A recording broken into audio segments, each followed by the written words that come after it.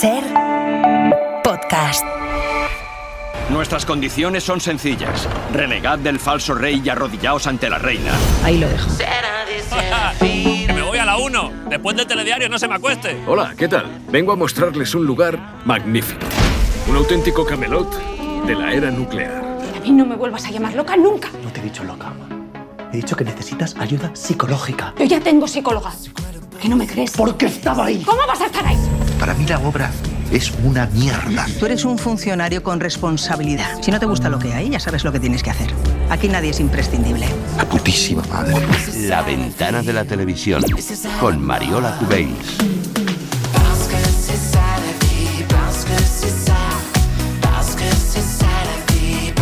Hola Mariola, buenas tardes. Buenas tardes, Buena Carles. vesprada, ¿cómo estás? Muy bien, ¿y ¿Qué tú? tal? ¿Qué tal? Muy contento. Oye, esta tarde hemos felicitado en la ventana a Ana Belén por su cumpleaños. Ay. Cumple 74 años. Y en esta ventana de la diosa. tele...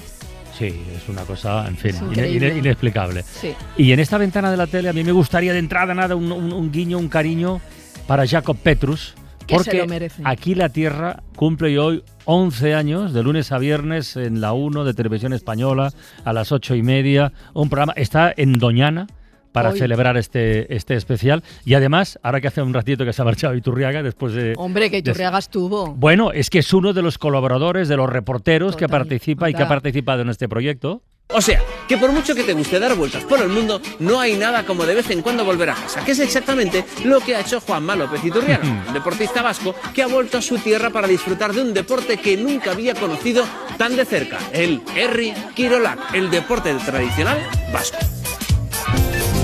Hola terrícolas, hoy estoy en Mayavia, provincia de Vizcaya, donde he quedado con Joris, un aizkolari de pro, todo un hacha. Oh, muy típico de Iturriaga. Bueno, un Yo día ese tenemos, deporte no sabía lo que era. un aizkolari, sí, hombre, sí, cortar troncos. Ah, Claro, vale, que sí. se llama así. Bueno, el aizkolari es el que lo practica. Sí, ¿y cómo se llama el deporte? No lo sé, el deporte vale. no lo sé. Ostras.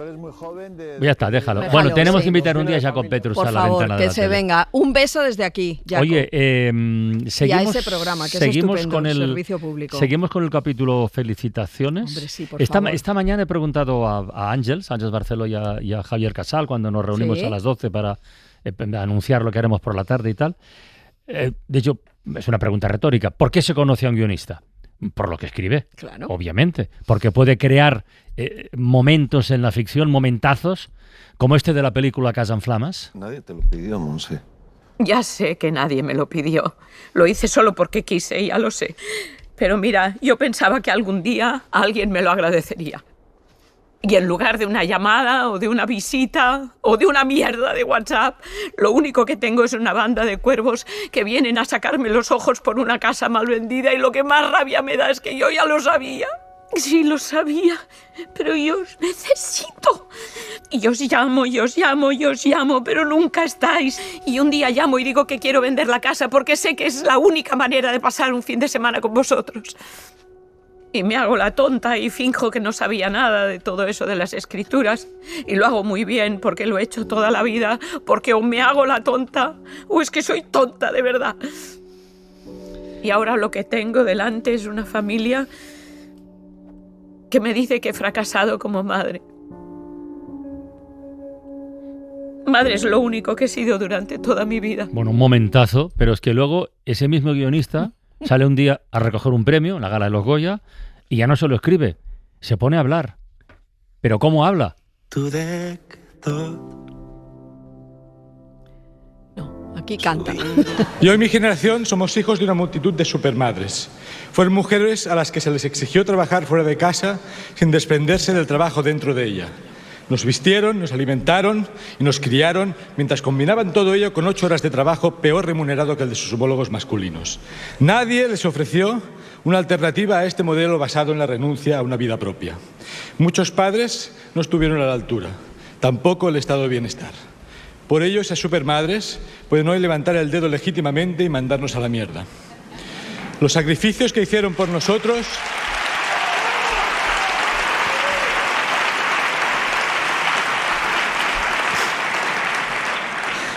Los sacrificios que hicieron por nosotros siguen una cuenta sin pagar.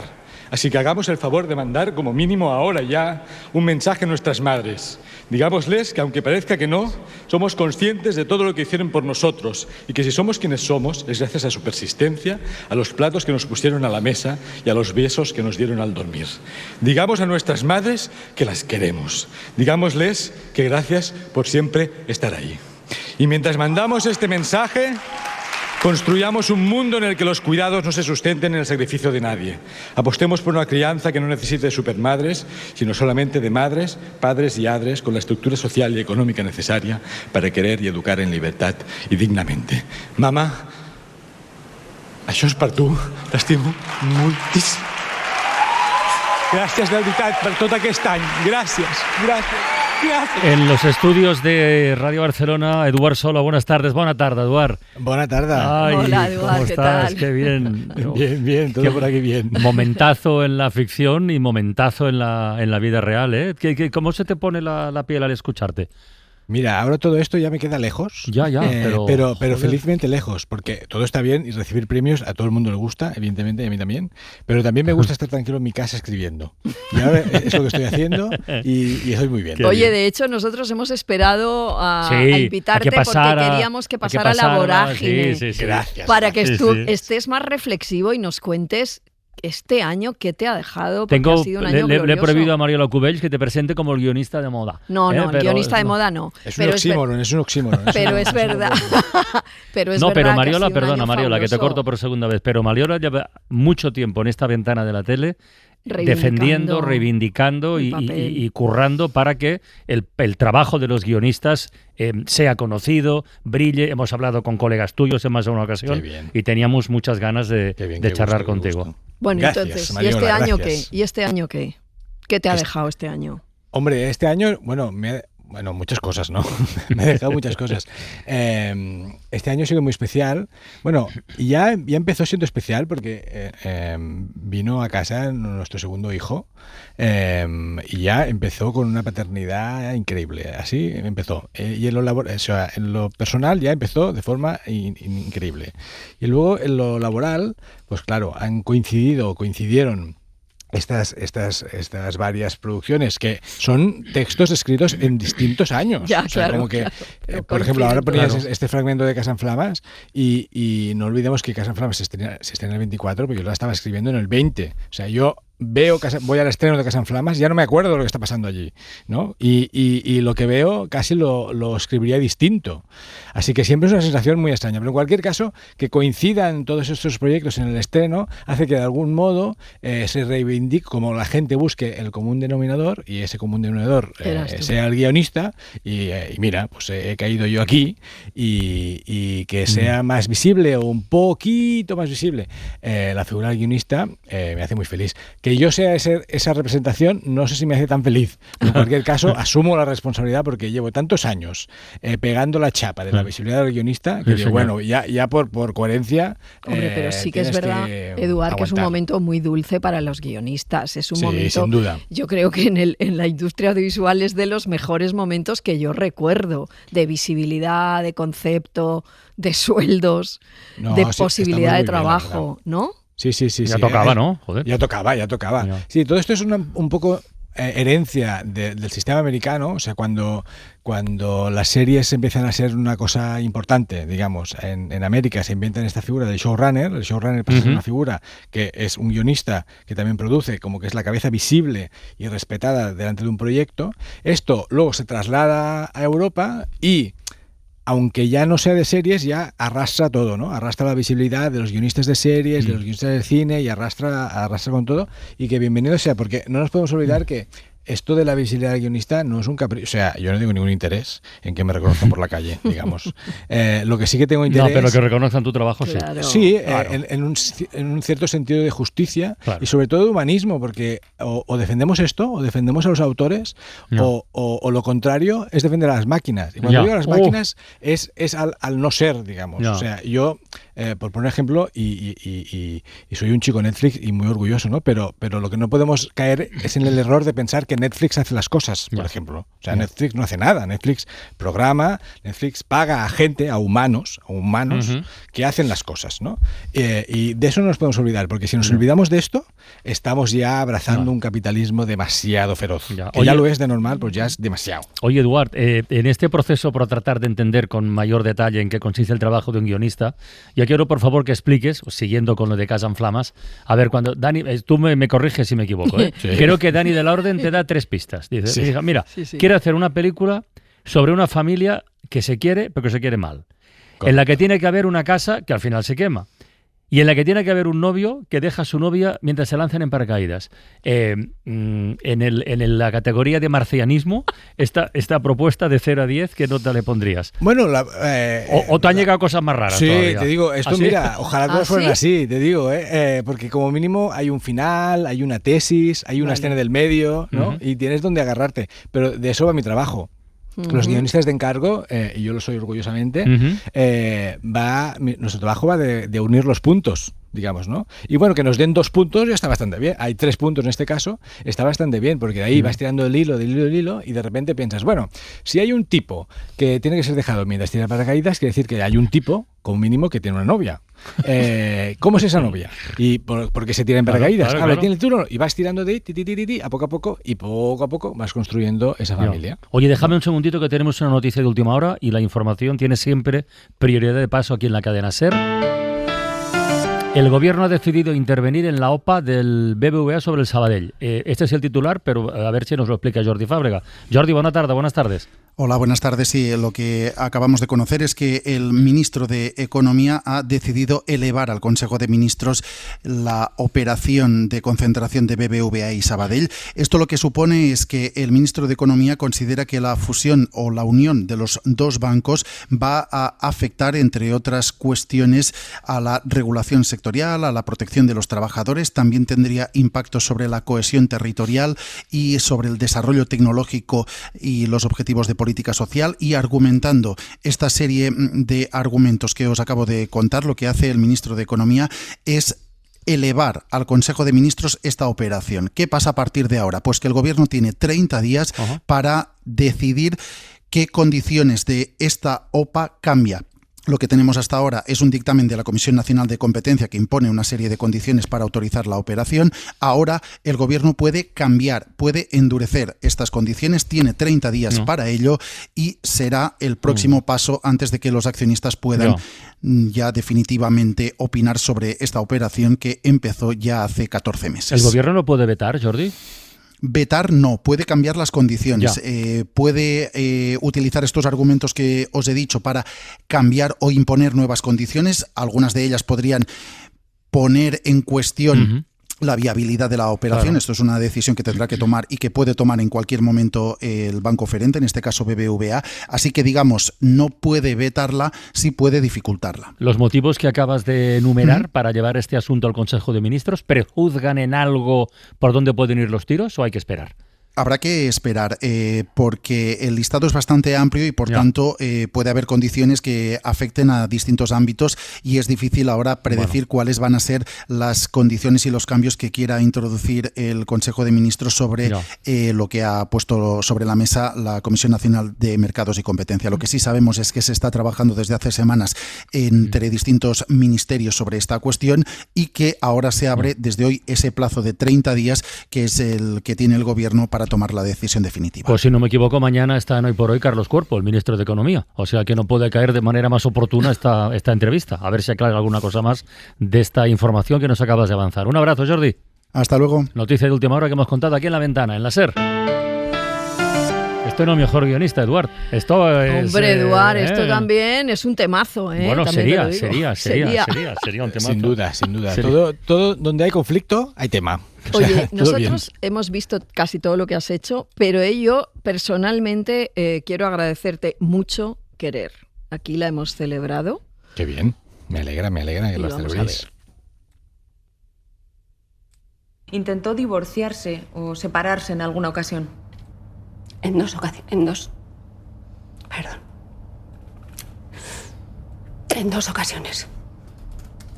¿Cuándo lo intentó por primera vez? La primera vez cuando mis hijos eran muy pequeños. El mayor tendría 8 años, el pequeño 3. ¿Cuál fue la reacción del señor Gorosmendi? Era de noche. Sacó a los críos de la cama y les dijo que su madre les quería abandonar. Les decía, es una mala madre, no os quiere, no está bien de la cabeza. ¿Qué pensaba usted en esos momentos? Yo pensaba que mis hijos sufrían y que yo no quería que sufrieran. ¿Se separó? A la mañana siguiente se disculpó. Dijo que yo era lo que más quería en este mundo. Que por favor no lo abandonara. Si te vas me mato, dijo. Y yo me quedé. Cuando decía momentazos, me refería a escenas como esta. Oye, ¿y es verdad que hiciste un casting de guionistas para esta serie? Sí, la verdad. ¿Y cómo es un casting de guionistas? Es que en realidad esto del guionismo, la gente se cree que solo consiste en escribir y también consiste en entenderse con la gente, ¿no? Y el casting básicamente era esto, era un encuentro con Alauda, la directora y líder del proyecto, y en ese encuentro ver entre los dos que nos entendíamos, ¿no? Y que de algún modo mis habilidades eran complementarias a las suyas. Y vimos que sí, básicamente ella vio que sí, y entonces me llamó y me dijo, venga, va, hagámoslo. Y lo hicimos. Y lo bueno de querer, y creo que al final se ha notado en el resultado, es que el desarrollo del desarrollo de la escritura fue muy acompañado, y muy acompañado en todos los aspectos, porque tuvimos tiempo para hacerlo, tuvimos dinero para hacerlo, porque no es lo mismo consultar por ejemplo, no es lo mismo consultar una abogada amiga y hacerle un par de preguntas, ¿no? como amiga, que decirle, oye, una abogada que está trabajando para nosotros, ¿no? Y que le podemos preguntar y repreguntar y repreguntar. No es lo mismo no tener tiempo que de repente ir a poder visitar psicólogos especializados, víctimas, ¿no? Hacer todo ese proceso sin tiempo y sin dinero se hace mal. Y aquí tuvimos tiempo y dinero. Entonces, pudimos hacerlo bien. Qué importante es eso para hacer buena tele. Claro, para todo. No, en eso es verdad que Movistar Movistar Plus ha hecho un año magnífico. Ahí, es que siempre valoramos lo de Domingo Corral porque es que la última década de Movistar Plus ha supuesto un punto y aparte. Oye, ¿por qué dibujas también las familias donde se quieren mal o regular? Mira, yo no sé si lo hago bien o mal, pero en cualquier caso, esto de las familias es una cosa muy curiosa porque cuando yo escribo una familia, a mí me parece que estoy escribiendo una familia muy particular, ¿no? Como una familia muy concreta, y resulta que luego cuando la gente lo ve, todo el mundo se cree que es su familia, ¿no? Esto con Casa en Flamas me ha pasado mucho, ¿no? Pero incluso en el lado negativo también pasa con querer un poco, ¿no? O sea, pasa un poco siempre, que tú vas a lo particular y a lo que crees que es único, pero en realidad esa cosa única es común, ¿no? Y todo pasa, creo yo, por enfocar los personajes desde la miserabilidad, digamos, desde la lamentabilidad, ¿no? El ser humano como un ser despreciable, digamos. En la comedia, pues visiblemente. Titular del drama, artículo, todos somos patéticos, ¿eh? Sí, no, es que es un poco eso, ¿no? Y si ya miras la vida así, ¿no? Que es como intento mirarla, que es como sale más a cuenta mirarla, porque si no es un desastre todo, pues claro, entiendo que los personajes pues te salen un poco así. Y si te salen grises, eso, la consecuencia directa es que el espectador, como que también es gris, empatiza. Y si empatiza, le gusta. Y si le gusta, pues te ve. Así que todo es una rueda y todo pasa por la lamentabilidad. Lamentabilidad es un término que me encanta. Sí, es para ir a Isaías. No sé si me lo estoy inventando, pero en cualquier caso... Te lo estás inventando totalmente, ¿no? Isaías estará tomando notas, estoy seguro. Pero que está no bien existe. construido. Pero no existe seguro, ¿no? Bueno, gente lamentable, a eso me refiero. Gente lamentable, venga, sí, eso sí, ¿ves? Gente lamentable está muy bien. Bueno, ¿y va a haber segunda temporada de Tus Cosas o qué? Pues no, o sea, de querer seguro que no. No, de querer no. De querer seguro que no. De Casa en Flamas estamos trabajando en ello. ¿Ah, sí? Perdón, Eduard, ¿cómo? Sí. Bueno, hace unos meses, o sea, Dani es un boca chancla, digamos, Dani, el director de la peli, y dijo, sí, habrá segunda parte. Y le pegaron un toque, tengo entendido, sí, ¿no? pero no sabíamos de qué iba, ¿no? O sea, fue un exabrupto, ¿no? Como que... y se vino arriba. Y entonces yo pensé, bueno, ya lo veremos, ¿no? Pero a día de hoy yo creo que sí que pasará. ¿Sí? Porque hemos estado trabajando, hemos estado dándole vueltas y tenemos algo que nos gusta. y no solo nos gusta, sino que creemos que puede ser igual o mejor que la primera. ¿Pero será de casa en llamas a casa en cenizas o cómo va eso? Exactamente así. El título provisional es Casa en cenizas. Misión Imposible empezó así, ¿eh? Sí, bueno, yo creo que y llevan 7. Casa en cenizas, claro, con todo lo que ello implica. La familia ya está muy desestructurada. Ya está fatal. La misión será reconstruirla. Pero es la misma familia, entiendo, entonces, ¿eh? La misma que contempla cómo arde la casa al final de... Esa casa tan bonita, también te lo digo. Sí, pero esa ya me temo que ya no sale. Esa ya no está. Esa ya no. Temo que aquí se queda la casa. No. Oye, la RAE no recoge lamentabilidad, pero... Lo acabamos de consultar. Pero bueno, pues ahí está.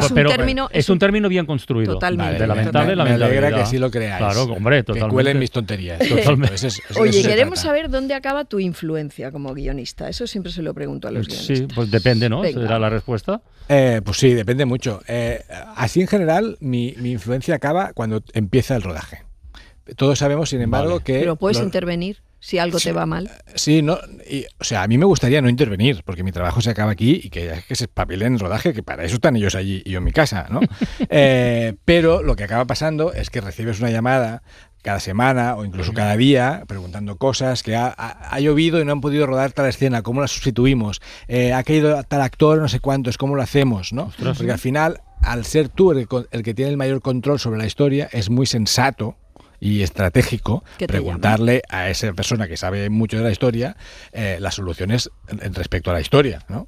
Esto por un lado. Y luego sí que es verdad que a mí me encanta cuando lo hacen, que es llamarme para los montajes. O sea, cuando ya han rodado la película y la tienen premontada o tienen un primer montaje y tal, me llaman, me siento allí y miro la peli. Y la primera impresión siempre es de ictus, ¿no? O sea, siempre, claro, nunca está... O sea, tú te has imaginado una peli y ellos han hecho otra, ¿no? Evidentemente, o sea, no, ahí está la gracia. La primera impresión siempre es de ictus, pero siempre me sale a positivo, ¿eh? Pues por cada cosa que han hecho, a mi parecer, peor de lo que estaba, ¿no?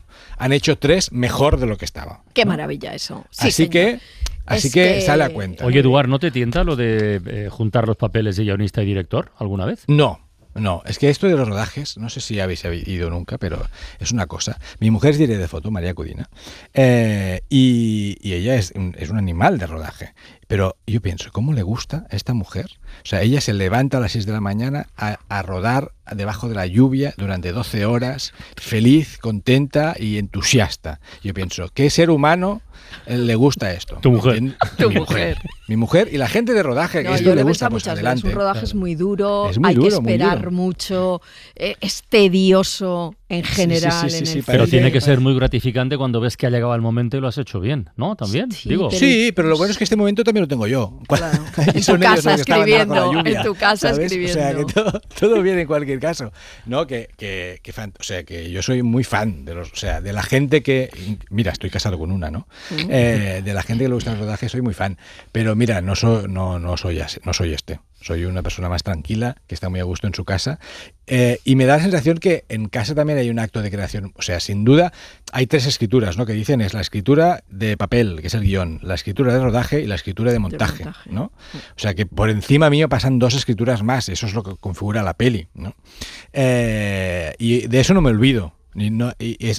Está bien no olvidarse, ¿no? Que soy alguien importante, sin duda, pongo los fundamentos, pero por detrás mío viene gente muy importante que echa muchas horas y que configuran lo que será la película y que sin ellos no hay película. Yo ya puedo hacer un guión fantástico, que si luego los demás no hacen una película fantástica, con un rodaje fantástico, un montaje fantástico, una música fantástica y todo fantástico, la película va a ser una mierda. Por lo tanto, yo ya me preocupo de que la peli no solo sea el guión, sino que detrás haya todo un equipo entusiasta y bueno para que sea posible. Con la música incluida, efectivamente.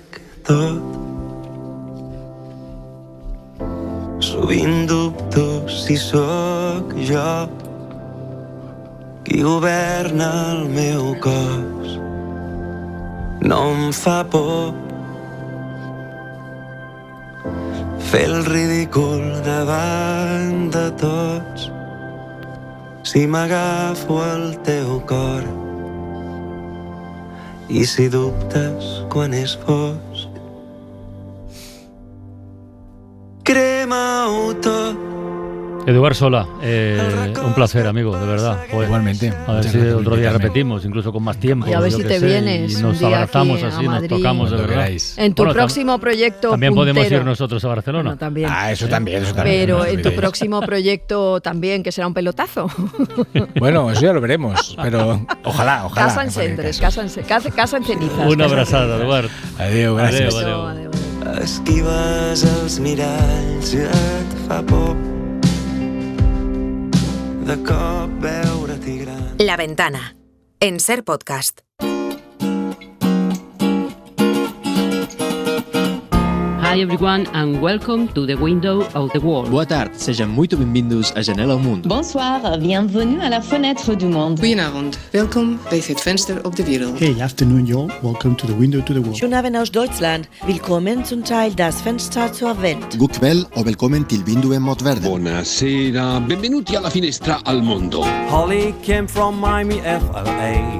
La Ventana del Mundo. Hitchhiked her way across the USA. Con Rafa Panadero. Hey babe, take a walk on the white side. Said, hey, hola de nuevo, Rafa. Hola, ¿qué tal? A ver, hace una semana, ¿no? Que comentamos aquí en la Ventana, nos llamaba mucho la atención lo que está pasando en dos países, dos modelos de sociedad sobre el papel tan antagónicos como son Rusia y Estados Unidos, pero cómo coinciden de alguna forma en las ganas por fomentar, pero muy a lo bestia, las políticas de natalidad. Que claro. Bueno, que detrás de eso había, en fin, algún interés tal, pero vamos. Claro, ¿cómo no nos va a llamar la atención? ¿Cómo no vamos a sorprendernos con cosas como aquello que comentábamos de prohibir las películas y series de televisión en las que algunos personajes apuestan por quedarse solteros y no tener hijos, que es lo que está haciendo Putin en Rusia? O aquello otro que hablamos también, de dar medallas nacionales de la maternidad a mujeres que tengan 6 hijos o más, que es lo que parece que está planteando Donald Trump en Estados Unidos, ¿no? Y de fondo, como dices, está ese, bueno, eso que se llama movimiento natalista global. Blanco. Que tiene también, hay tiene que su centro en la Hungría de Orbán, ¿no? Que allí cada 2 años organizan una cumbre demográfica ante lo que ellos llaman la crisis de la civilización, porque el objetivo, claro, no es buscar soluciones a la baja natalidad, que ahí podría entrar, por ejemplo, la migración, sino buscar soluciones diseñadas a la baja natalidad de niños húngaros.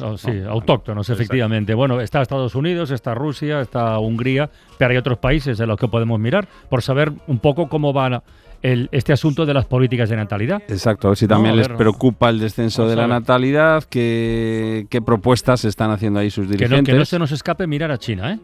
China hace una referencia en esto de la política del hijo único, luego lo haremos, sí señor. Yo creo que debe haber cosas más sensatas en esos países de las que comentábamos el otro día en Rusia y Estados Unidos, pero bueno, no sé si estarán funcionando o no, si habrá debate o no. Vamos a dar una vuelta por estos países, vamos a preguntar en Países Bajos a Isabel Ferrer. Hola Isabel. Hola, buenas tardes. Vamos a visitar Alemania con Carmen Viñas. Hola Carmen. Hola, buenas tardes. Hola. Y preguntaremos también en Reino Unido a Lucas Font. Hola Lucas, ¿cómo estás? Hola, ¿qué tal? ¿Cómo estáis? Buenas, Lucas. Hola. Carmen, vamos a empezar contigo porque, bueno, yo personalmente tengo mucha curiosidad por saber si, claro, las formaciones de ultraderecha que han ido ganando peso allí en Alemania en estos últimos años, estoy pensando en Alternativa por Alemania, FD, si están un poco en la línea de estos movimientos natalistas de Orbán o de Trump, o de alguna manera se intentan mantener al margen. Bueno, la ultraderecha en Alemania no defiende abiertamente la política natalista, como decías, de Trump o de Putin, pero sí que es cierto que comparten muchas ideas, las ideas son similares, sobre todo en cuanto al nacionalismo demográfico. Por ejemplo, no quieren que la inmigración sea vista como la solución al declive demográfico, porque ellos consideran que reemplaza la identidad alemana. Entonces lo que defienden pues son modelos de familia tradicional, políticas para fomentar la natalidad entre alemanes autóctonos. Bueno, ya para rizar el rizo es que algunos sectores de Alternativa para Alemania y el movimiento identitario promueven ideas de lo que se llama el gran reemplazo, ¿no? Que es una teoría conspirativa según la cual las élites quieren sustituir la población blanca europea por inmigrantes. Tremendo. Suelen ser cuidadosos al hablar de políticas natalistas para que no haya paralelismos así muy evidentes con el natalismo racial de la época nazi, ¿no? Aunque algunos discursos, bueno, lo sugieren de forma súper directa. Hubo un anuncio de las pasadas elecciones que fue extraordinariamente escandaloso. Lo crearon por inteligencia artificial y todas las familias eran blancas, rubias, ojos claros, en paisajes idílicos, mientras que las imágenes sucias, oscuras, eran donde salían familias emigrantes o inmigrantes, individuos, inmigrantes, individuos en solitario que o bien daban miedo o estaban delinquiendo. Mensajes directos y sin complejos. Pero por lo menos hubo polémica, ¿no? No quedó, no pasó inadvertido. No, es el signo de nuestro tiempo, es el signo de decir o hacer la animalada más grande que te puedas imaginar, pero como si tal cosa. En fin, oye, por cierto, Carmen, y bajando al terreno de la, no sé si la palabra es normalidad, pero sí del sentido común, desde el gobierno, ¿se están tomando medidas en Alemania en este campo para fomentar de alguna forma el crecimiento de la natalidad o no? Sí, en Alemania desde hace muchos años se hacen políticas de ayuda a las familias. Aquí se habla de ayuda a las familias. No tienen esa, digamos, mentalidad natalista, ¿no? Como habéis comentado en Hungría o en Rusia. Entonces aquí el programa de ayudas es muy extenso y va desde lo que se conoce como el Kindergeld, que es dinero del niño, traducido sería, que es como unos 300 euros más o menos que reciben las familias por cada hijo, independientemente de la renta familiar.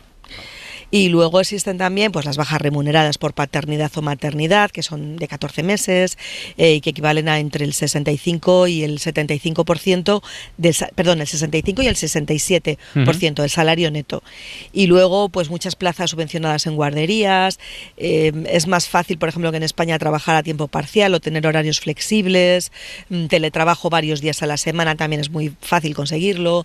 Las empresas, hay medidas. Otro tipo de medidas que facilita la conciliación, claro. Y las ayudas por niños son independientes de la renta, has dicho, ¿no? Eso es una diferencia. Sí, es muy curioso, son independientes de la renta. Y España. En rentas más pudientes, mucha gente lo que hace es guardar todo ese dinero en el banco cada mes y lo utilizarán pues el día de mañana cuando la criatura lo necesite para sus estudios universitarios o de otro tipo. Es previsión alemana. Esto de las ayudas a las guarderías que estás contando me da la impresión que va a ser una de las estrategias más habituales. No sé, por ejemplo, Lucas, en Reino Unido, ¿es así? ¿Existen estas ayudas también a guarderías? Bueno, estas han sido una de las propuestas más destacadas de los principales partidos para estimular la natalidad, ¿no? Estas ayudas al pago de las guarderías. El anterior gobierno conservador ya aprobó el año pasado la financiación de una parte de esos costes de las guarderías en Inglaterra, porque esta competencia está separada en función de las distintas naciones, ¿no? del Reino Unido. Y en el caso de Inglaterra, pues desde el pasado septiembre el gobierno financia 15 horas de guarderías semanales para los niños de entre 9 meses y 2 años y 30 horas semanales para los niños de 3 y 4 años. Es una ayuda que se extenderá a las 30 horas semanales para todos los niños menores de 5 años a partir de este septiembre. Y bueno, pues estos cambios ya han provocado una reducción importante, ¿no? de las facturas que pagan las familias para las guarderías de sus hijos. En este caso, pues se han reducido prácticamente un 20% de media, pero los costes siguen siendo altos. Este año se está pagando una media de 14.000 euros por niño, ¿no? En el caso de los niños menores de 3 años, en una guardería a tiempo completo. Y os pregunto a los dos, ¿están sirviendo estas medidas? ¿Hay datos que apoyen estos enfoques? ¿Las familias se dan por satisfechas? Lucas, empieza tú. Bueno, a ver, en el caso de las guarderías sí que se ha agradecido, ¿no? Que el gobierno financie una parte de estas horas, pero también dicen que hay ayudas que no están cubiertas, ¿no? Como servicios como la comida o los pañales de los niños, ¿no? Que al final acaban también elevando mucho la factura. Que son muy caros. Son muy caros, sí. Y luego también hay un problema en el caso de las guarderías de falta de plazas, ¿no? Se estima que harán falta unas 70.000 plazas adicionales en septiembre de este año y más de 30.000 nuevos trabajadores en el sector. Y luego ya si nos vamos a las medidas en general de apoyo a la natalidad, pues en general existe la sensación de que no son suficientes, ¿no? En su día ya comentamos esa campaña que se puso en marcha en el Reino Unido para ampliar la baja por paternidad, que actualmente solo cubre 2 semanas para los hombres. Y luego también hay mucha preocupación por el aumento del coste de la vida en general, ¿no? Especialmente de la vivienda. Y todo eso pues ha reducido también la tasa de fertilidad año a año, y actualmente en el caso de Inglaterra y Gales está en la tasa más baja de la historia desde que hay registros, desde 1938. Actualmente esta tasa de fertilidad está en 1,44 hijos por mujer. Fíjate que se estima que esa tasa debe estar en 2,1 hijos por mujer para tasa de reemplazo, ¿no? Para el reemplazo. Estamos, y en Europa estamos también por debajo de ¿Y en Alemania, Carmen, estas medidas qué? Bueno, pues les han funcionado moderadamente. Como decías, la tasa de reemplazo está en 2,1. Sí. Dale, Carmen. Bueno, han conseguido que se estabilice, por decirlo de algún modo, ¿no? La tasa de maternidad, que está en 1,5 hijos, muy por debajo de lo que decías del nivel de reemplazo generacional, que es 2,1. Y bueno, la media de maternidad aquí son 30,5 años. Sigue habiendo muchos problemas, igual que en otros países de Europa, pues hay una tendencia a tener hijos muy tarde y a tener pocos hijos. Las posibilidades de regresar al mundo laboral durante la crianza son pocas.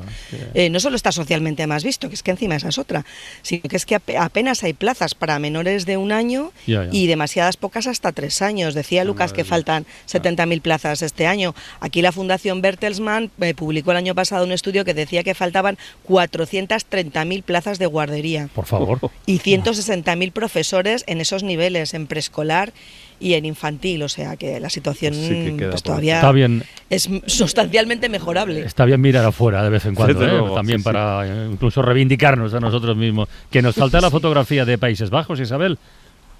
Pues sí, las cifras son también bajas, pero de momento no hay políticas de fomento de la natalidad, aunque es verdad que la extrema derecha, que es mayoritaria en el gobierno en estos momentos, sí que relaciona a las familias migrantes que tienen más niños generalmente que las autóctonas con un fenómeno que denominan inquietante. En cualquier caso, se ha reducido la tasa de natalidad desde finales de los años 50 y el número de hijos ha descendido a lo que es ahora en este momento 1,6. La edad media de las madres ha subido también, supera los 39 años, mientras que en el año 2000 eran 29 años. Y lo que tiene el gobierno, como en otros países también, es una lista de subsidios por hijos que tampoco discrimina por renta, sino que siempre la misma, menores de 18 años y depende, va de los 15 euros a los 22 en función de la edad y se recibe o se percibe trimestralmente. Y más allá de los subsidios, Isabel, ¿qué se dice en Países Bajos? Bueno, este tipo de medidas que estamos comentando aquí, esto por ejemplo, lo de las guarderías, este tipo de ayudas.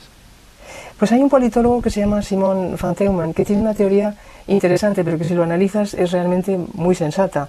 Dice, cree que hay pocas pruebas de que estas medidas fiscales de fomentar la natalidad o de ayudar con guarderías funcionen, porque cree que se ha demostrado que en países donde la sociedad funciona, como cree que es Países Bajos, el permiso de maternidad y de paternidad o la guardería gratuita no marcan una gran diferencia porque la natalidad sigue bajando.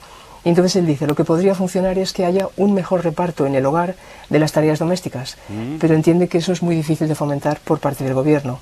Y entonces, por otra parte, también dice que quizá los expertos deberían pensar si es que la gente, a pesar de todos estos problemas, en el fondo, en parte ya no sueña con tener familias numerosas. O sea, que ya sería una cuestión más de fondo, no solo de guarderías, ¿no? Sí, y además dice, bueno, por muchas ayudas y guarderías e inversiones en empleo, no parece que vaya a haber un baby boom en estas sociedades occidentales.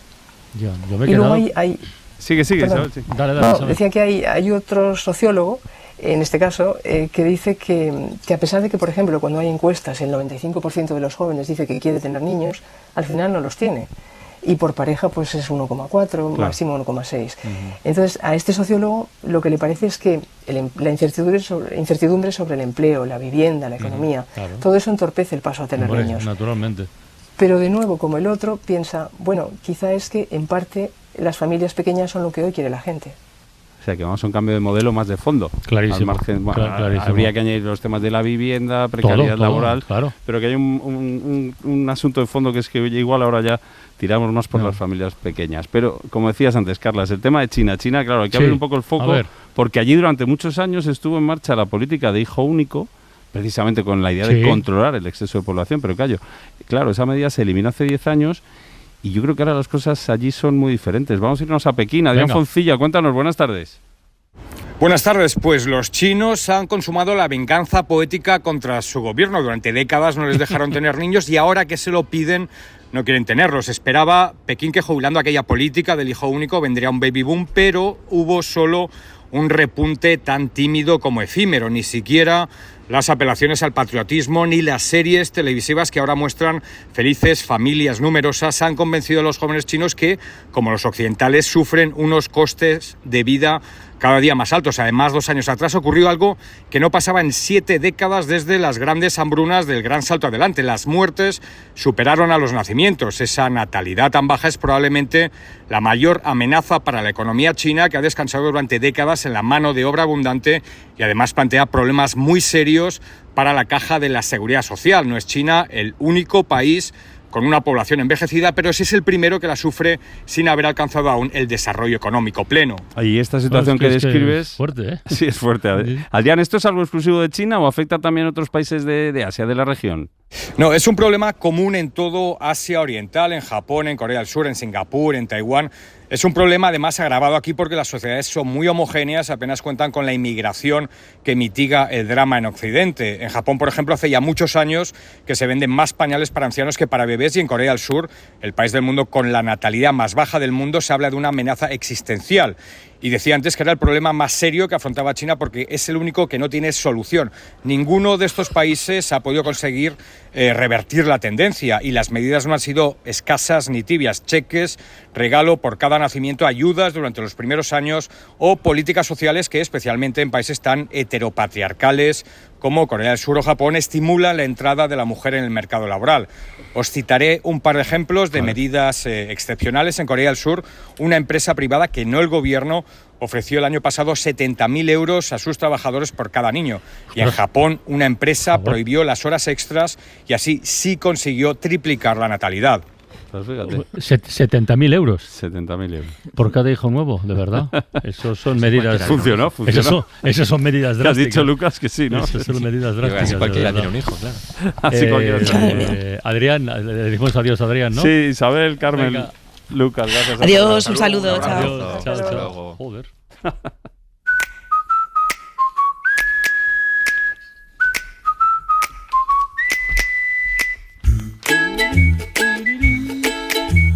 Se enciende como cada tarde la luz del faro en la ventana. Mara Torres, bienvenida, ¿qué tal? Hola, ¿qué tal? Buenas tardes. 70.000 euros por tener, de verdad. Hemos quedado en... 70.000 por tener un hijo. Estamos en tarde de ocurrencias, ¿eh? Los juegos del dopaje en Las Vegas el año próximo, los 70.000 euros por nacimiento, bueno, en fin. Pero lo que está claro es que esa es una política de incentivos, la verdad. Sí. ¿No? Aunque el dinero no trae la felicidad. Pero eso sí que es que un hijo venga con un pan debajo del brazo. El pan para toda tu vida. Con más un pan. Bueno, ¿qué? ¿El faro qué? Ayer tuve a Javier Ambrosi, uno de los Javis. Sí. Era la primera vez que le hacía una entrevista solo en 10 años. Y la verdad es que me encantó porque a él le brillan los ojos, tiene muchísimo entusiasmo cuando cuenta algo, pero cómo las decisiones y las cosas que pasan en tu vida hacen que pegue un giro de 360 grados. A él le pegó un giro que su hermana ganara en San Sebastián la Concha de Plata por Blancanieves, y lo contaba así. Yo la vi en el patio de butacas, claro, yo la vi porque nos invitaron, pero yo no tenía dinero ni nada, ni mi familia, no nos podíamos pagar ir a ver eso, y a San Sebastián. Y entonces dijimos mi padre y yo, bueno, pues yo voy en coche, te llevo y dormimos en donde sea. Y entonces nos fuimos a un albergue a dormir esa noche, pero con 10 camas. Todo lleno de gente random y nosotros durmiendo ahí. Y entonces yo recuerdo, después de que mi hermana ganara la Concha, de darle un beso, irme de vuelta con mi padre a un albergue a dormir con no sé cuántos señores ahí, y dormir y decir, hostia, o sea, del lujo a todo lo contrario. Y para mí fue complicado porque, claro, yo también quería ser actor y de repente ya empezó y de repente le empezó a ir fenomenal. Y a mí me estaba costando mucho. Entonces para mí fue un proceso de superar primero la frustración mía, la envidia que me pudiera dar, y sanear todo eso a admirarla y acabar convirtiendo todo eso que siento por ella en La Llamada, primero en el musical, en el teatro, y luego en la película, ¿no?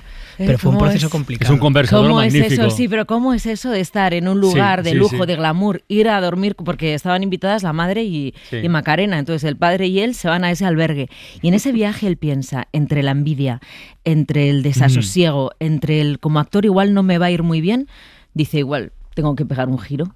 Iba a la dirección o a escribir guiones. Estuvimos con Javier el día de San Jordi, que hicimos el programa en Barcelona, para hablar de su podcast Esta Noche Libro. ¿Esta Noche Libro? Que está haciendo, que está muy bien. Sí, la verdad es que me encantó esta entrevista. Ya llevamos mucho tiempo persiguiéndola, y como es un conversador nato, y además decía, estoy sin filtro. Terminaba y decía, yo creo que he contado todo, sin filtro. No me he cortado un pelo y tal. Bueno, muy bien. Hoy hacemos el Faro Estuche y te preguntarás, ¿por qué?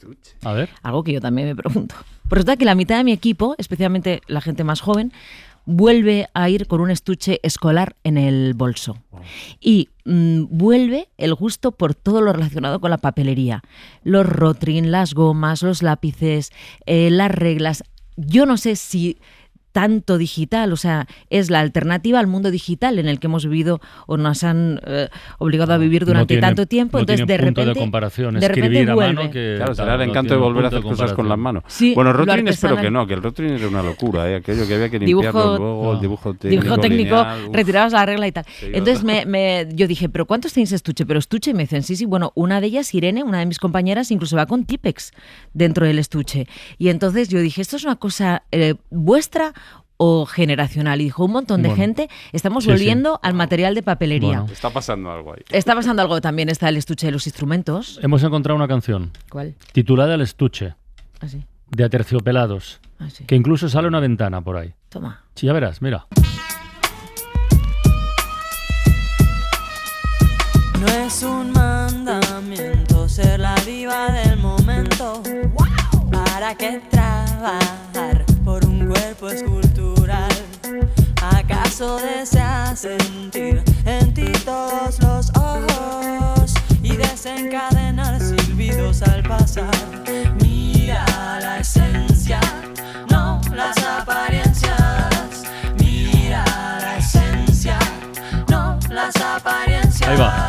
El cuerpo es solo un estuche y los ojos la ventana de nuestra alma. ¡Qué bueno! Si la dejas sale un faro. Buenísimo. Seguro. Oye, otra cosa, los que tenemos lentillas, el estuche es algo que nosotros tenemos constantemente. Claro. Te quedas a dormir, no se me olvida el estuche de las lentillas. Entonces ya supone que tienes que volver a casa. Y no sigamos. Bueno, pues nada, esta noche el Faro. Mara Torres. Adiós. Un besazo. La Ventana, en Ser Podcast. En La Ventana acontece, que no es poco, un relato personal de la historia, con Nieves con Costrina, Cadena Ser.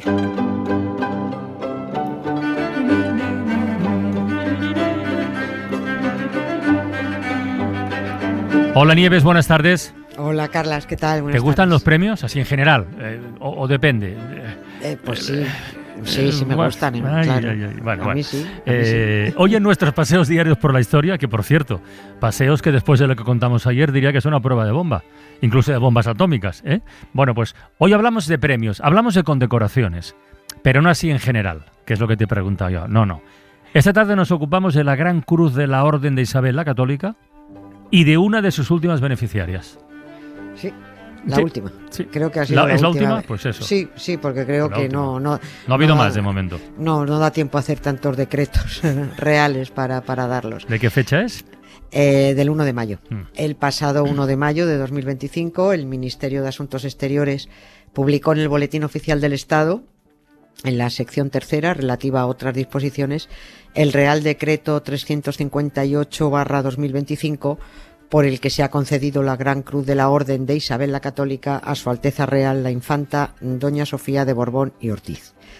El texto del Real Decreto, firmado por un señor que se llama Felipe, de apellido Sexto. Hombre, ¿qué apellido? Sí, Felipe estos Sexto, señores sí. Se han puesto números de apellidos. Sí. Dice, queriendo dar una muestra de mi real aprecio a mi hija, Su Alteza Real la Infanta Doña Sofía de Borbón y Ortiz, al alcanzar la mayoría de edad, a propuesta del Ministro de Asuntos Exteriores, Unión Europea y Cooperación y previa deliberación del Consejo de Ministros en su reunión del día 30 de abril de 2025, vengo a concederle la Gran Cruz de la Orden de Isabel la Católica. Especifico que cada vez que el rey usa el plural majestático, mi real aprecio, en mi y real va con mayúscula y todo esto. A ver, yo no sé si se está pitorreando en nuestra cara el ministro de Exteriores, José Manuel Álvarez, por el que siento un gran respeto porque es político elegido, que fue el que propuso un pedazo de condecoración a una joven cuyos méritos son haber llegado viva a los 18 años y haber ido todos los días al colegio con chofer. No sé si los que se están riendo de nosotros son el Consejo de Ministros en pleno, que fue el que deliberó sobre la concesión y la aprobó, o puede que el que se esté riendo de sus súbditos, nosotros, sea el propio Felipe, porque a lo mejor es este señor rey el que le ha exigido al ministro que haga la propuesta, y luego viene el Consejo de Ministros y dice, bueno, venga. Pues no tengo ni idea. Yo tampoco lo sé. No sé exactamente cómo ha sido el desarrollo de este pasteleo, pero tampoco sé cómo no se les cae a todos la cara de vergüenza. Así que hoy, aprovechando una tomadura de pelo más de la casa de Su Majestad el Rey, pues vamos a hablar de condecoraciones. I know I stand in line until you think you have the time to spend an evening with me. And if we go someplace to dance, I know that there's a chance you won't be leaving with me. Then afterwards we drink or two. And then I go and spoil it all by saying something stupid like I love you. Tengo una pregunta, Nieves. Bueno, tengo muchas, pero tengo una en concreto. Después de lo que has leído entrecomillado, que era el texto del decreto, sí, sí. Además de que, tal como dice el decreto, el rey concede la condecoración a su hija para dar muestra de su real aprecio, que está muy bien, ¿hay algún otro mérito o alguna condición, algún algo para explicar por qué se le concede esta distinción? A lo mejor no lo hemos visto, yo qué sé, no sé. Hay un reglamento muy serio, sensato, creo, que especifica a quién y por qué debe concederse la condecoración. Pero los Borbones, bueno, pues ¿qué vamos a decir a estas alturas? Se pasan los reglamentos y las leyes ciudadanas por su real arco triunfal también. Lo pongo con mayúsculas, real arco triunfal. Recordemos que, de acuerdo con su propia ley, creada por ellos y que no ha sido derogada, las hijas de matrimonio morganático no pueden llevar el apellido Borbón. Leonor Ortiz no es princesa y Sofía Ortiz no es infanta, de acuerdo a su propia ley. Y Felipe debería haber renunciado a los derechos de sucesión por haberse casado con alguien de inferior esfera social y haber hecho lo que los Borbones llaman un matrimonio desigual. Eso dice su ley. A mí me da igual su ley, me da lo mismo, pero es lo que dicen ellos de sí mismos. Pero claro, les bastó hablar al expulsado Juan Carlos y a Felipe VI de cumplir con la ley. Te mandan a pastar directamente. ¿Ley de qué? De haber renunciado Felipe, tal y como exige su ley dinástica, la reina ahora sería Elena de Borbón. Esa que salía en TikTok bailando de pena al Waka Waka. El TikTok, no lo he visto, no lo he visto, ¿no? Sí, hombre, en los mundiales. Sí, Waka Waka, vale, sí, claro, Waka Waka han pasado tantos años ya, es verdad, sí. Sí, pero claro, a mí se me ha quedado, esa imagen se me ha quedado en la retina de su Alteza. A mí el gol de Iniesta. Pero bueno, en fin, cada uno, oye. Bueno, pues, pero es que ella sería, ella la reina, Elena de Borbón, y el príncipe de Asturias, y el rey de los After sería Froilán. Que por otra parte, como dice que sería una buena noticia, porque esta monarquía que padecemos ya habría saltado por los aires. Bueno, es lo que comentaste no hace tantos días, de una rama de los Borbones que sigue reclamando que se vulneró la ley, efectivamente. Efectivamente, se vulneró la ley, pero bueno, o sea, aquí hay un quilombo impresionante, ¿no? Pero es que si cerramos el foco, tampoco podría reinar Elena, porque se casó con otro plebeyo y también estaría fuera de la sucesión ella y sus hijos. E igualmente ocurriría con Cristina, por casarse no solo con otro plebeyo, sino además con un delincuente. Son los actuales Borbones todos los que se han saltado la pragmática sanción que prohíbe los matrimonios desiguales. Es decir, la dinastía Borbón habría quedado felizmente rematada aquel 18 de junio de 2014, en el que Juan Carlos de Borbón tuvo que renunciar al trono por sus infracciones y por sus delitos. A ver, volvamos a la condecoración. ¿Qué dice exactamente ese reglamento que antes has dicho que era sensato, el reglamento de la Orden de Isabel la Católica? Pues el reglamento se aprobó por Real Decreto en 1998. Era rey el defraudador Borbón Juan Carlos y ministro de Exteriores era Abel Matutes. Muy buenas piezas los dos. Abel Matutes, por recordarle y situarle un poquito, era mallorquín, fue ese gran patriota del gobierno ultra del PP de José María Aznar, que prefirió apoyar públicamente al candidato italiano a la presidencia de la Comisión Europea y quitarle apoyo al candidato español porque era Javier Solana. O sea, es la habitual política del PP de jugar a la contra. Si el candidato es español pero no es de los míos, lo voy a tumbar. Pues Abel Matutes, es el que firmó en el 98 el reglamento que hay que seguir para concederle a alguien cualquier grado de la condecoración de la Orden de Isabel la Católica, que también te digo, y esta es una apreciación personal, evidentemente porque no puede ser de otra persona si es mía, que es una condecoración de caca de la Vaca porque lleva el nombre de una golpista y usurpadora del trono, que fue Isabel la Católica, y la condecoración la creó otro golpista, que es el Mastuerzo Fernando VII. Oye, pero escucha una cosa, si esta orden de Isabel la Católica la creó Fernando VII, ¿cómo es que el reglamento es del año 1998? Bueno, no, porque se había quedado obsoleto. Es una renovación, sí. El reglamento se quedó obsoleto, pero lo verdaderamente obsoleto es la condecoración en sí. El Mastuerzo creó esta orden para premiar, abro comillas, la lealtad acrisolada a España y los méritos de ciudadanos españoles y extranjeros en bien de la nación y muy especialmente en aquellos servicios excepcionales prestados en favor de la prosperidad de los territorios americanos y ultramarinos. Estas cositas se habían quedado antiguas. El tiempo transcurrido desde que Fernando VII creó la distinción, que ya son 183, eran 183 años, en el 98, pues fue lo que hizo que el expulsado rey Juan Carlos y su colega mallorquín Abel Matutes decidieran actualizar el reglamento para adaptar el contenido, según dijeron, ojo al chiste que vuelvo a leer, a la realidad social y administrativa actual. O sea, en 1998 consideraron que actualizar un reglamento de principios del 19 se consigue entregando la condecoración a una joven que no ha hecho nada. Esta condecoración a la infanta Sofía no parece que se ajuste al reglamento de Fernando VII, no. Eso está claro. ¿Pero se ajusta con la actualización del 98 o...? Bueno, pues vamos a comprobarlo, si quieres. Vamos a comprobarlo yendo al Boletín Oficial del Estado, donde se recoge el Real Decreto 2395/1998 de 6 de noviembre. Artículo 1.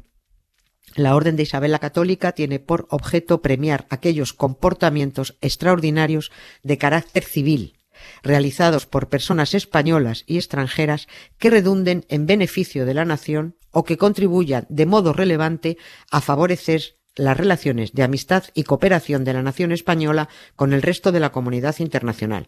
Cierro aquí las comillas. La plebe votante española, entre la que me encuentro, necesita que el señor Felipe VI o el ministro Álvarez o Pedro Sánchez o, si es posible, el Consejo de Ministros en pleno nos argumenten mediante nota oficial qué comportamiento extraordinario de carácter civil ha tenido Sofía que haya redundado en beneficio de la nación o de qué manera ha contribuido esta joven de modo relevante a favorecer las relaciones de amistad y cooperación de España con el resto de la comunidad internacional. Ya. Es decir, el artículo 1 ya es una monumental tomadura de pelo. Pues ya no sé si pregunta qué dice el artículo 2. No preguntes. La verdad. A ver, el 2 y el 3 son palabrería.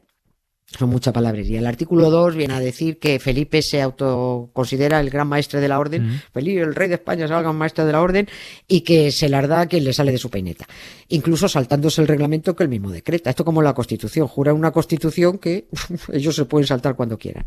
Y el artículo 3 dice que el ministro de Exteriores, o sea, en estos momentos el presunto progresista José Manuel Álvarez, es el gran canciller de la orden. Esto es por decreto siempre. El ministro de Exteriores, gran canciller, que es el que hace de correveidile entre el señor Felipe VI y el Consejo de Ministros para que el Consejo delibere y apruebe la concesión de tan alta distinción.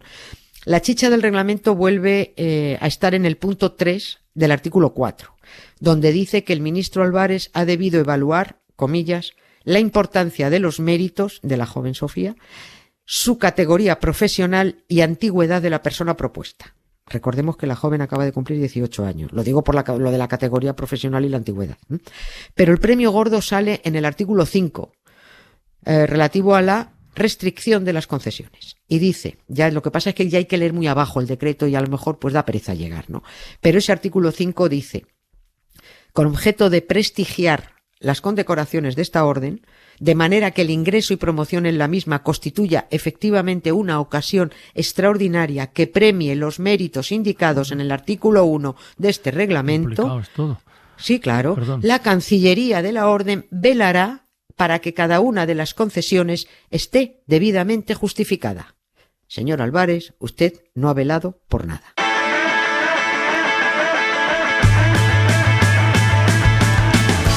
Dile a papá que me voy de la ciudad. Dile a los chicos que no volveré más. Voy en un coche que roba noche a un tipo listo que iba a ligar. Es una Spider con 2 asientos, coge 200 sin apretar. Dile a papá que me voy de la ciudad. Dile a los chicos que no volveré más. En la autopista las rayas bailan como coristas de cabaret. Las patrullas de carretera pintan panteras en el arcén. Solo me queda preguntarte si hay algún documento donde se justifiquen los méritos para haber dado a una joven de 18 años, que aún no tiene tal, en fin, de 18 años, la Gran Cruz de la Orden de Isabel la Católica. Igual hay algún documento o alguna explicación por ahí, ¿o no? No tiene oficio, no tiene profesión, no tiene nada, tiene 18 años, está estudiando. A ver, yo no he encontrado ese documento, no lo he encontrado, no sé si porque soy una torpe buscando o porque no, como no hay forma de justificar los méritos, pues no lo hay, o porque como estas tonterías se hacen por hacerlas y esperando que pasen desapercibidas, pues ni siquiera se han molestado en hacer ese documento que se exige para justificar los méritos. Y por último, en el artículo 6, apartados E y H del punto 1, se dice que el ministro José Manuel Álvarez ha debido especificar en su propuesta la profesión de Sofía Ortiz, que yo llamo Ortiz porque según su ley Borbón no puede ser, pero bueno, Sofía Borbón y Ortiz, y Álvarez debería haber redactado una, comillas, exposición detallada de los méritos que fundamenten su propuesta. Cierro comillas. Deducimos que el ministro Álvarez habrá puesto en la profesión ninguna, porque creemos que no la tiene. Y en los méritos pues habrá puesto ser hija de su majestad el rey, el Borbón, y que el Consejo de Ministros pues que le ha dado todo por bueno. Yo como ciudadana que se resiste, la tonta que se resiste a que el jefe del Estado, el ministro de Exteriores y el Consejo de Ministros me tomen el pelo sin al menos decir que me estoy enterando del troleo, levantar la voz, pues el señor Felipe, como muestra de su real aprecio, yo creo que debería haber hecho lo que hace cualquier padre, que es dar un abrazo a su hija y comérsela a besos por haber cumplido 18 años, y no montar esta vaina oficial que solo pretende recordarnos que la monarquía de este país sigue sin salir del siglo XIX y que los Borbones siguen siendo desde mi punto de vista, una dinastía nefasta. Para mayor burla de los españoles, la concesión de la medallita se publicó el Día de los Trabajadores, el 1 de mayo. Y puesto que desde la casa de su majestad el rey van provocando con estas necedades, entiendo que innecesarias, pues respondemos a la provocación y a los constantes decretos que pasan desapercibidos y que solo riegan de privilegios a los Borbones y a las ciudadanas Leonor y Sofía por no haber hecho hasta ahora absolutamente nada. Seguiremos informando.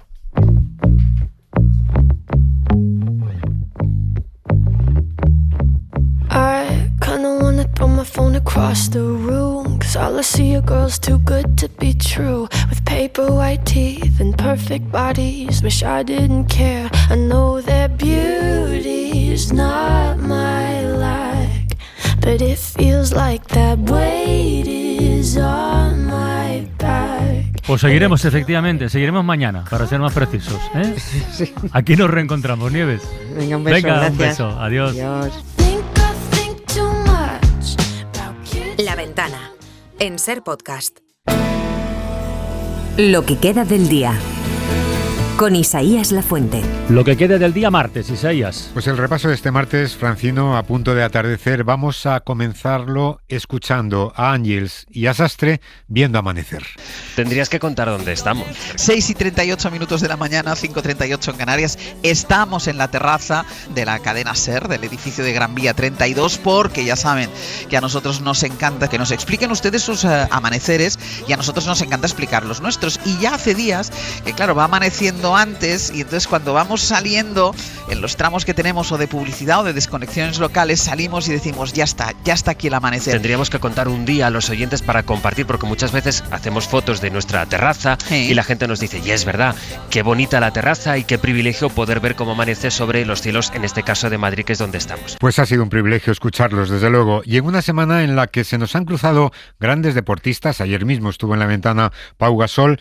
Hoy nos hemos encontrado con Sergio Llull, que deja la selección española de baloncesto. Es un día de emociones encontradas. Por un lado, pues nostalgia, porque voy a dejar de hacer algo que me hacía muy feliz, que era jugar con la selección. Pero por otro lado, el orgullo y la satisfacción de saber que lo he dado todo, siempre, en cada entrenamiento, en cada partido, y de saber pues que me puedo ir con la conciencia tranquila. Me siento un privilegiado, pero creo que es el momento de dar un paso al lado, de centrarme en mi club, disfrutar con la familia y dejar paso pues a las nuevas generaciones que vienen pisando fuerte. Y ojalá sean como su generación. Y sin salir del deporte, pero para la polémica...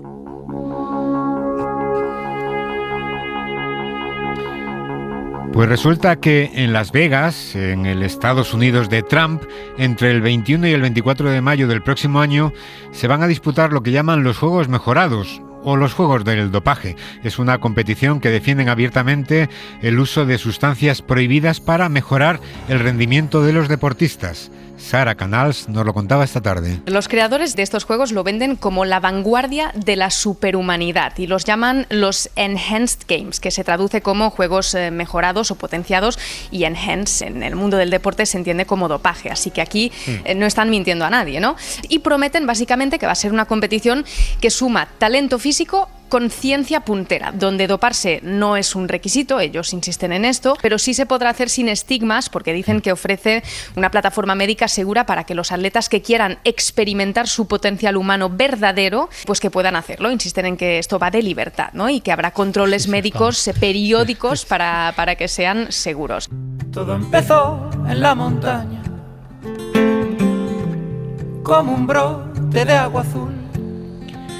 Hoy en el Comando Norte han hablado de macrogranjas. Desde 2018 el número de cerdos ha superado al de personas en nuestro país, 50 millones de cerdos. Según la organización Stop Ganadería Industrial, hay más de 90 movimientos vecinales que están sumando esfuerzos contra estas grandes explotaciones ganaderas. Y han hablado con José Manuel Barranco, que es abogado especializado en derecho ambiental, que nos contaba qué son y qué impacto tienen. Yo se lo preguntaba a un amigo y dice, pues mira, esto es como el botellón. Todo el mundo sabe que es un botellón y que es un macro botellón. Pues es lo mismo, o sea, esto sería igual, o sea, como una granja, pero una granja industrial. El problema general de las macrogranjas es la contaminación ambiental. Las macrogranjas generan gran cantidad de purines, que son los residuos, las orinas y tal, y se produce contaminación de acuíferos. Más luego los olores, los gases contaminantes, y luego la mala gestión del bienestar animal y el impacto climático, así como los recursos que necesitan mucha agua,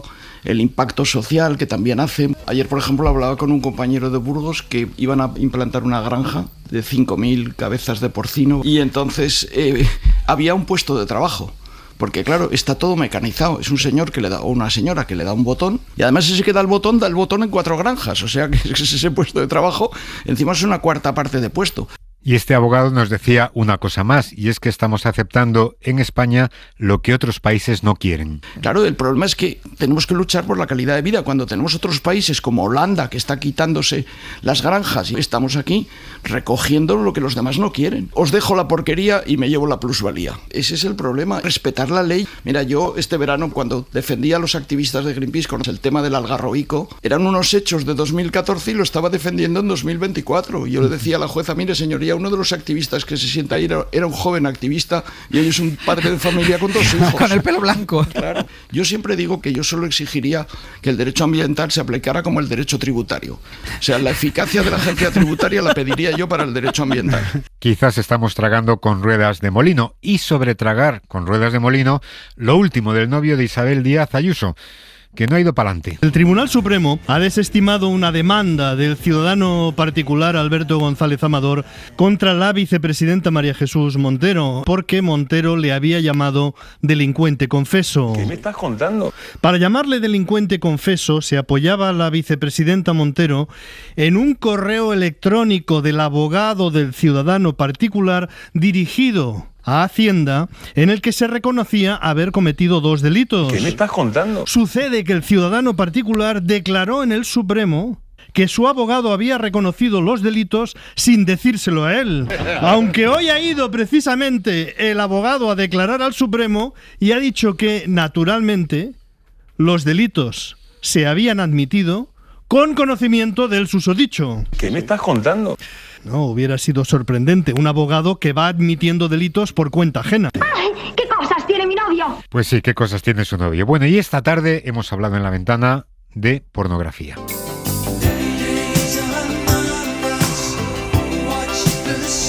La Comisión Europea ha abierto una investigación contra varias páginas porno por presuntas infracciones. Europa es muy tajante, los niños no deben tener acceso a la pornografía y son las principales responsables las que tienen que verificar la edad. En España los menores consumen pornografía de manera habitual alrededor de los 12 años y para algunos el primer contacto es a los 8. Y no son ellos los que buscan el porno, es el porno el que los encuentra. ¿Y qué encuentran allí? Pues Marina Marroquí, educadora social, especialista en violencia de género, nos lo contaba hoy. Todo el porno que existe en webs es pederastia, incesto, violaciones múltiples y violencia hacia las mujeres. En esas 4 categorías, todo. Ella da charlas en institutos con estos adolescentes, con estos jóvenes y recoge testimonios como este de una chica. Mira, por ejemplo, hace como 3 semanas una chica de 16 años diciendo que un compañero de clase le había pagado por acostarse con ella y que ella no quería, da igual, la violó y ya era la puta, y a partir de ahí 5 chicos más de ese instituto ya no podía hacer nada, ahora solo podía rentabilizar. Ahora solo podía, si me lo van a hacer igual, Marina, por lo menos monetizo. Y con Marina Marroquí ha estado también Jorge Dioni, que es periodista y ensayista. Es autor de un libro que se titula Pornocracia y nos ha contado cómo esta industria ha pasado ahora a los informáticos. La pornografía ya no está en manos de gente que viene del mundo del sexo, de los barrios rojos. Desde hace 25 años está en manos de informáticos. Tanto la empresa de Pornhub como la empresa de Xvideos, Web Group, son empresas informáticas. O sea, se dedican a y entrenan a través de la pornografía, porque la pornografía que les provee de datos, de la materia prima. Entonces, claro, entrenan algoritmos, entrenan pasarelas de pago, entrenan sistemas de afiliación, gracias a esas plataformas. Y nos decía Jorge que quizás ahora mismo en las producciones de pornografía no es que haya más violencia, sino que tenemos menos dolor hacia esa violencia. Yo, como soy más mayor, yo no creo que estemos ante una generación violenta, porque yo soy de una generación que vio el récord mundial de atracos a bancos. No creo que vuelva a ser un mundo más violento que el que yo era pequeño o el de la guerra civil, pero sí en un mundo que tolera bastante bien la crueldad, el dolor de los demás. Es decir, que interpreta además el dolor de los demás como algo gratificante.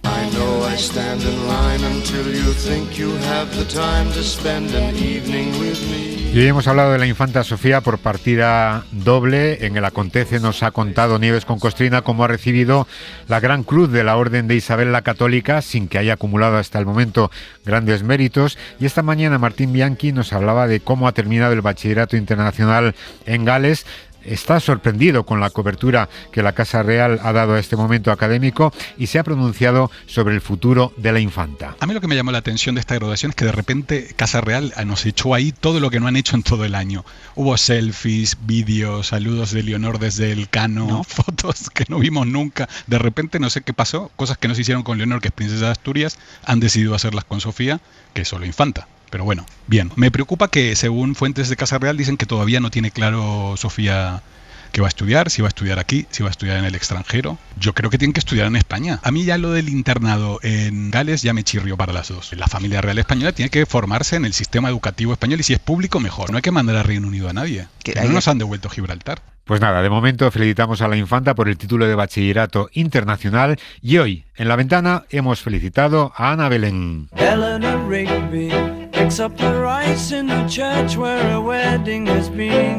Ella es discreta, no dice la edad que tiene, pero bueno, podríamos decir que acumula años, pero muchos menos que los 35 discos, las 40 películas, los cientos de conciertos y representaciones teatrales que ha hecho en su vida y a los que tampoco da mucha importancia. No los tengo en cuenta.